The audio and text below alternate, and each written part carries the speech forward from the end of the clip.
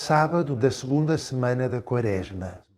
O Evangelho proclama a parábola do filho pródigo. Convido-te a escutar esta proclamação, gozando-a, desfrutando-a, e depois espero partilhar contigo alguns comentários de Santo Agostinho sobre esta parábola, que creio que são muito luminosos. Naquele tempo aproximaram-se de Jesus todos os publicanos e os pecadores para o escutar. E os fariseus e os escribas murmuravam, dizendo: Esse acolhe os pecadores e come com eles. Jesus disse-lhes esta parábola. Um homem tinha 2 filhos. O mais novo deles disse ao seu pai: Pai, dá-me a parte da herança que me cabe. O pai repartiu os bens. Não muitos dias depois, o filho mais novo, juntando tudo o que era seu, partiu para um país distante e ali esbanjou a sua fortuna vivendo de forma dissoluta. Quando tinha gasto tudo, houve naquela terra uma grande fome e ele começou a passar necessidade. Então foi e empregou-se ao serviço de um dos cidadãos daquele país, que o mandou para os seus campos a apacentar porcos. Desejava saciar-se das alfarrobas que os porcos comiam, mas ninguém lhe dava nada. Caindo em si, disse: Quantos trabalhadores do meu pai têm pão em abundância, enquanto eu aqui morro de fome? Levantar-me-ei, irei ter com o meu pai e dir-lhe-ei: Pai, pequei contra o céu e contra ti, já não mereço ser chamado teu filho. Trata-me como um dos teus trabalhadores. Levantou-se e foi ter com o seu pai. Quando ainda estava longe, o seu pai viu-o e encheu-se de compaixão.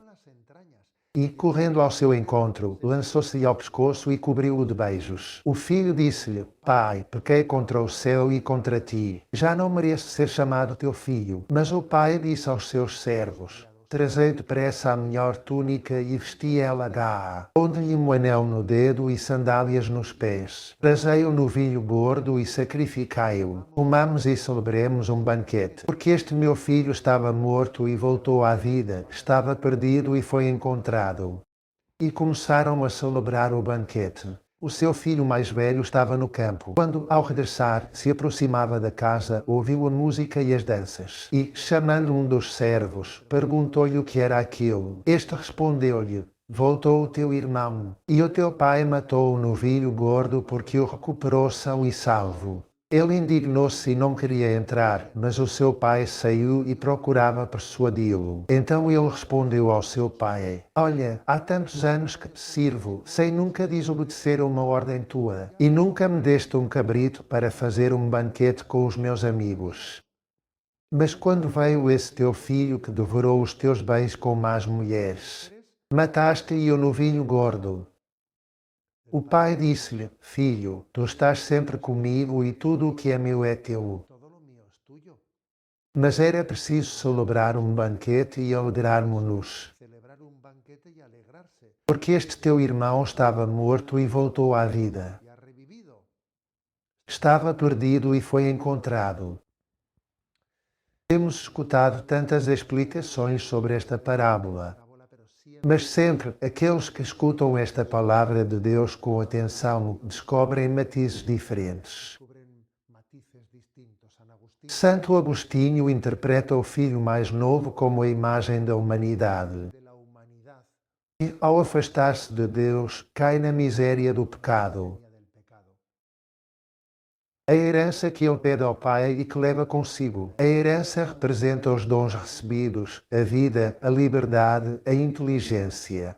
E, ao pedir essa herança antes do tempo, o filho simboliza o homem que quer autonomia sem dependência filial do seu pai. Santo Agostinho insiste: o pecado não é apenas transgressão, é o afastamento do Pai, o afastamento de Deus. E a fome que esse filho experimenta é a indigência interior do homem quando se separa de Deus. Diz Santo Agostinho: afastou-se daquele que é o seu sustento e por isso padeceu fome.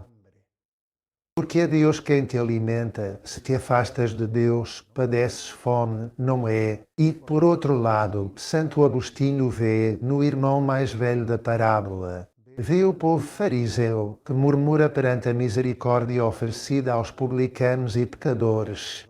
mas também adverte que o filho mais velho pode representar o cristão que cumpre exteriormente, mas que,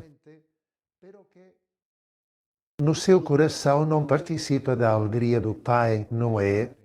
E sem dúvida, sublinha Santo Agostinho, o central desta parábola é que a misericórdia divina precede e supera a confissão humana. E que a alegria de Deus pelo pecador arrependido é a maior mostra da misericórdia do coração de Deus, revelado no coração de Cristo. A bênção de Deus Todo-Poderoso, Pai, Filho e Espírito Santo, desça sobre vós.